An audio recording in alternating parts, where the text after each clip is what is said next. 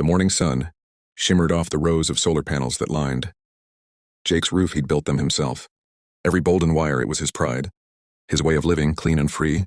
But the sound of truck engines that morning made his stomach tighten.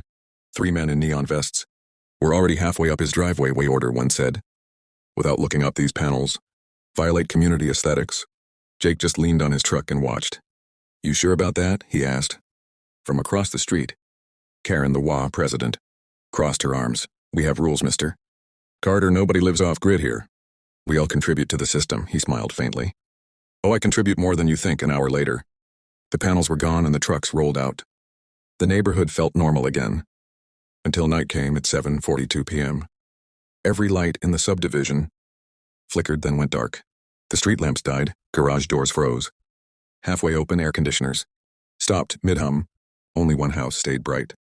Jake's Karen ran outside, shouting into her phone, the power's out. Get someone from the utility. Jake stepped out onto his porch, the warm glow of his solar lights behind him. Can't get through, he asked. That's odd. She glared. You did this. He took a slow sip of his coffee. Karen, I didn't cut your power. I just disconnected my grid, turns out. You were all running on my energy.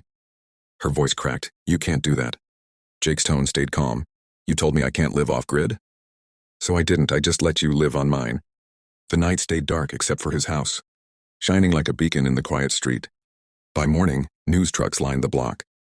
Karen tried to explain, but every headline said the same thing. Greater than HOA fights. Solar power ends up in the dark. The rumble of diesel trucks shattered the calm. Morning as Jake stepped out onto his porch.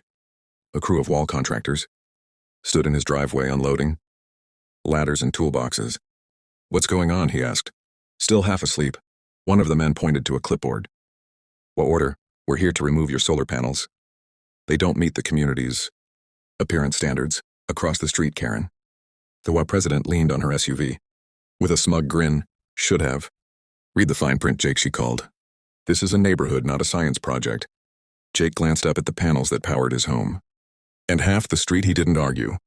He just gave a small nod. All right, he said quietly. Do what you need to by sunset. The workers were gone and the roof lay bare. Karen's victory was short-lived. That night, as families cooked dinner and kids streamed movies, the lights suddenly went out. One by one, houses went dark. Every single one except Jake's. He sat in his living room, bathed in warm light, sipping coffee. As chaos unfolded outside, Karen pounded on his door. Turn it back on. You're cutting power to everyone. Jake opened the door slowly. No, Karen, you cut me off. Turns out you're precious. Hose grid runs on my panels. Her mouth fell open. That's impossible. Jake pointed toward the dark houses. Guess the sun disagrees. He turned, flipped a small switch on the wall, and his house dimmed too. The entire neighborhood disappeared into darkness. Next time, he said over his shoulder, don't mess with the man who owns the light. The next morning, when the news crew arrived, they found Karen crying on her driveway as Jake's new panels gleamed in the sun, bigger, brighter, and entirely off-grid. Jake loved his quiet mornings on the edge of the valley. His little home ran perfectly on sunlight. No bills, no noise, no war. Rules to bother him. Or so he thought. That peace ended the day he woke up to the sound of drilling. He stepped outside to see a group of men in safety vests ripping the solar panels off his roof. What the hell are you doing? Jake shouted. A woman in a pressed blazer stood near the curb, arms folded. Karen, the HOA president, removing unapproved equipment. She said coldly, this neighborhood has a standard appearance to maintain. Jake stared for a moment, then smiled faintly. You really have no idea. Do you? She rolled her eyes. Save it, rule breaker. By nightfall, his roof was empty. But at exactly 8:13 p.m., the streetlights blinked, flickered, and died. The hum of every AC unit stopped. The neighborhood went completely dark except for one glowing house. Jake's Karen rushed over, furious and terrified. You can't just cut the power. Jake leaned against his porch railing. Cut the power. I'm the power. Those panels you took, they feed your grid. Her face drained of color. You're lying.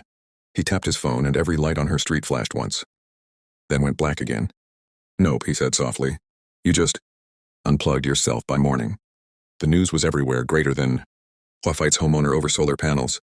Turns out he owned the entire power network. Jake just smiled as he watched the trucks come back to reinstall the panels, this time with Karen carrying the ladder.